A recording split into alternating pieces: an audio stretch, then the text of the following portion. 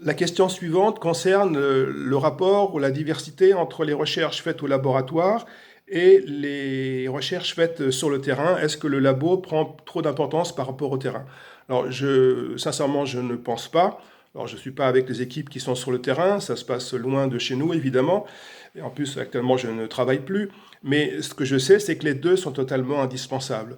On a besoin d'aller sur le terrain pour aller identifier ce qui s'est passé, les espèces qui peuvent être concernées, faire les prélèvements sur ces animaux pour les rapporter au laboratoire. Mais le fait de voir deux animaux côte à côte de deux espèces différentes ne permet pas de dire que l'un passe un virus à l'autre. Il faut avoir des virus de l'un, des virus de l'autre, et ça se fait sur le terrain pour les prélèvements, mais au laboratoire pour leur identification, pour leur comparaison. Et en regardant les séquences d'acide nucléique d'un virus par rapport aux séquences de l'autre virus, on peut déduire s'il y a passage, et s'il y a passage, dans quel sens il a pu se faire. Et donc on a absolument besoin des deux, donc des prélèvements faits sur le terrain dans des conditions standards, donc on puisse reproduire et qui ne soit pas le hasard et qui ne soit pas fait de façon extrêmement compliquée à comprendre après coup.